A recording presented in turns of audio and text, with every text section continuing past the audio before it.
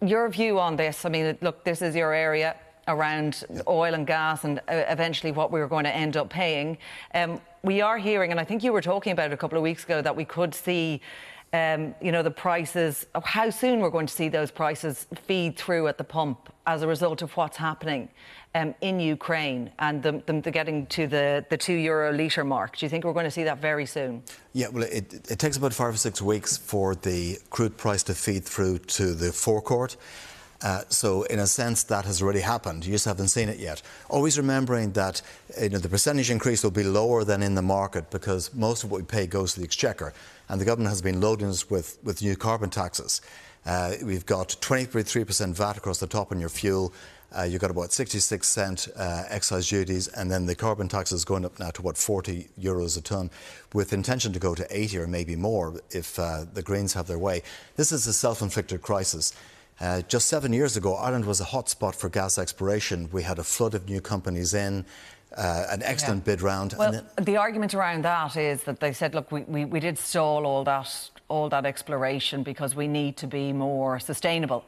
And we need to invest in renewables. But the only renewables of size we have in Ireland is intermittent wind.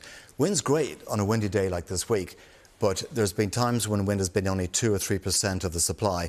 For those times, you need gas-fired backup because we don't have nuclear power. We have limited connection, so we have to go for gas. OK, Kieran, do you think people are expecting this? They will really feel it in the pocket. We're already feeling the pinch of the escalation on the level that we're actually likely to see now. Oh yeah, no, they absolutely will. Like it is only a matter of time before it's €2 at the pump. I think it was 181 or whatever it was at most petrol stations today for people who are putting petrol in the tank. For people like me who commute from Kilkenny to Dublin, I tell you, I already noticed the price. Like I do have some pity for government in that sense. I mean, the suite of measures they announced, yeah, I can appreciate that, the war drums were beating, but there was still an expectation, I think, that it could be avoided, that it wouldn't happen. The real danger now is actually that Vladimir Putin never expected, I don't think, the level of sanctions and the level of support and the unity that has been shown by the EU and NATO. And the real fear, I think, around government circles, and not just in Dublin, but right around Europe, is going to be that in retaliation to things like getting kicked out of the SWIFT banking system, that he just turns off the tap.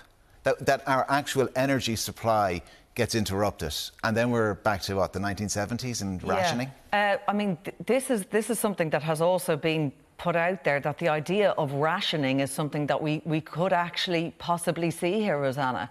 As a result of all this happening, it's the fallout from these sanctions. In terms of the impact of these sanctions, and the focus has been put on Russian money in this country. We're looking at it in a way we haven't before.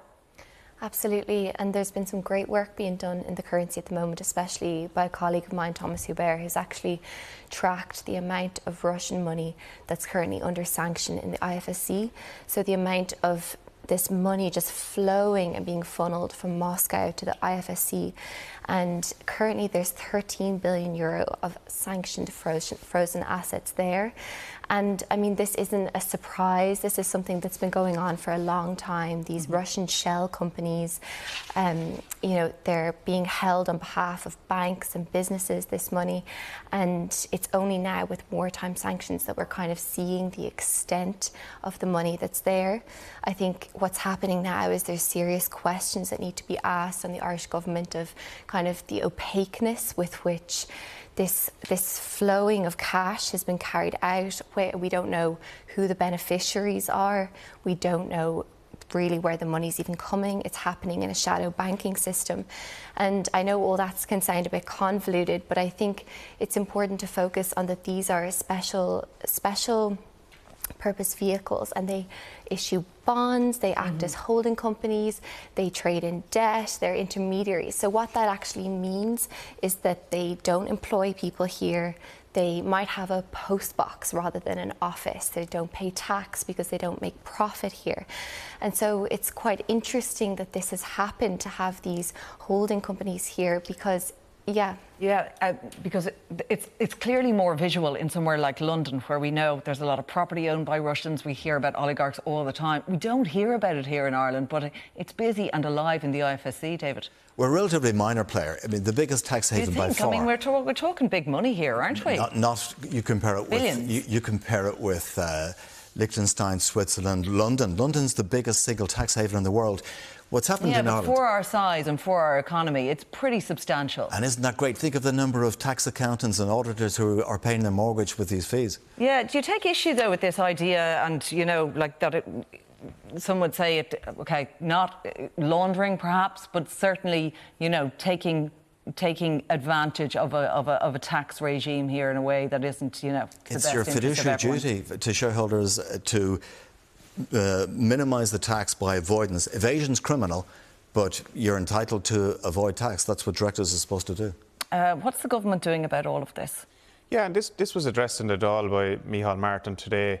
The issue of the IFSC was raised, and he pointed out that there's a legal responsibility on everybody within the state to comply with the sanctions in terms of processing and business processing of money, and that in that sector. The central bank has, and Micheál Martin put it on the Dáil record today, that the central bank has carried out a review, and there's about 3,000 Irish domiciled what are called special purpose entities, and 34 of those have a Russian sponsor with a value of 36 billion. So the central bank is watching this and is aware of this, and the sanctions are there, and anyone who breaches the sanctions is guilty of a criminal offence.